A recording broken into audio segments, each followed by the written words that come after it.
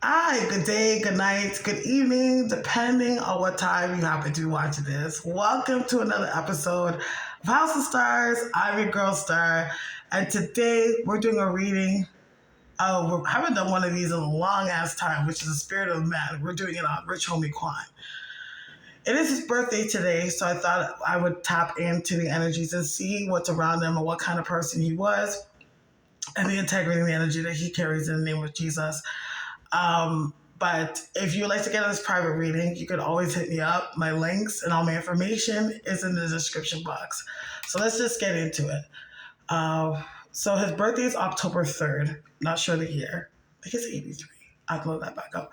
But let me just get into it right now. Hold on.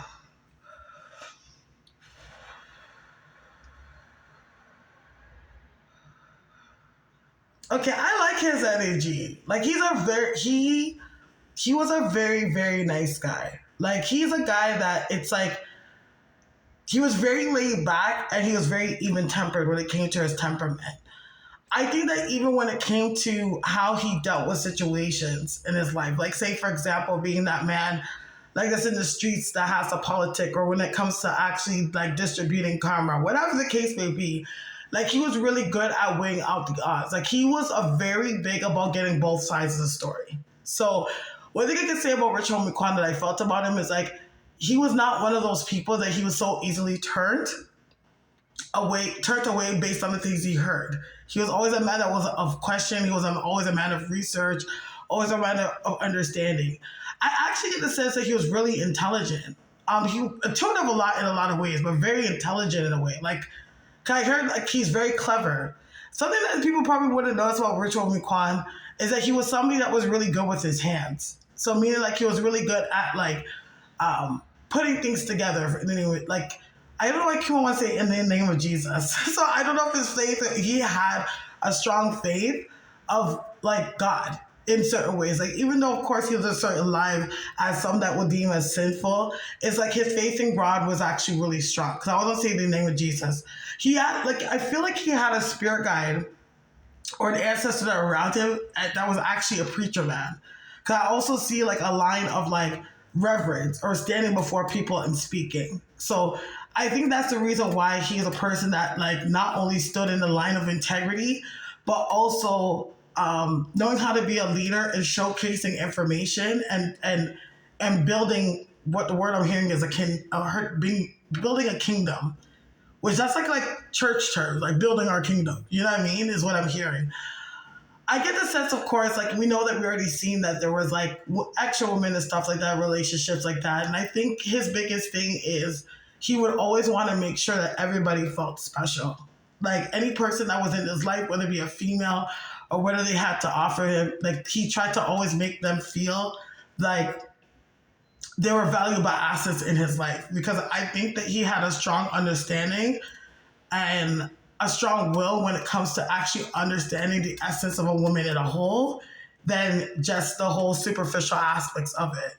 So, because I always say there's always men out there where it's like they're cheaters. Of course, you know what I mean? There's people that can be out there with different men, but they also have a way of where they don't like to let go of the connections that they have with people due to the fact that they feel like that person offers some type of teaching or some type of a part of the essence offers a key to the existence of who they are. So regardless of dynamic, he will always respect the energy and the essence of what somebody has provided him.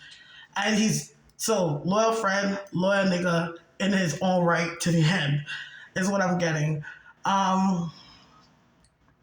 He was towards the time he passed, he was sad though. I wouldn't be surprised if he kind of had an idea that his time was coming close. Cause I keep on seeing dreams of like graveyards and roads. Graveyards and roads is what I keep seeing. And he would see people from the past and stuff like that, graveyards and roads. It's kind of funny that he actually died of an overdose because something tells me that before he even passed away, he was trying to slow down on that stuff. Like he was trying to actually get healthy because I feel like he had a point in his life where he was really heavily influenced by the drugs, but he was trying to draw back a little bit. But I think because of the withdrawal, in some ways, it's like whatever he took is what he thought would help them tide him over, so that he didn't have to overindulge, because he had an overindulgent problem at a time. But he was also going through some physical pain, I feel. That's also another reason why. Um, I heard dreams again. Dreams. I feel like when it comes to anyone that's connected to him, that you will hear from him in dreams. He is really big on dream work, even in his waking life. You know what I mean? Like dreams. Like he'll get things in dreams.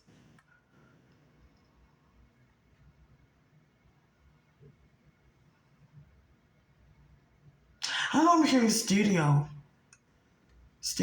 something with music, like his music.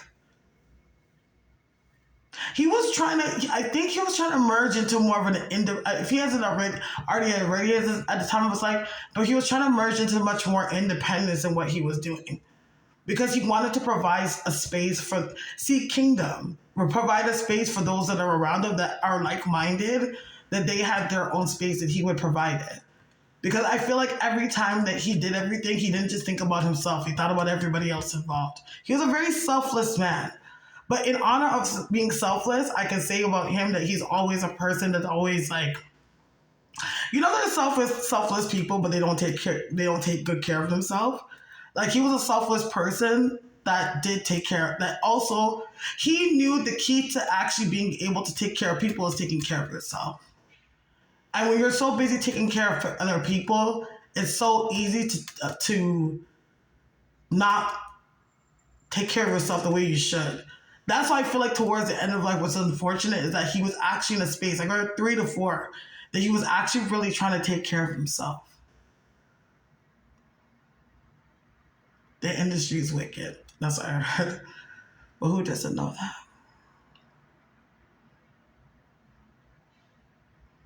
I heard meadow. Like he has this thing about a meadow. It's like you can see me by the meadow.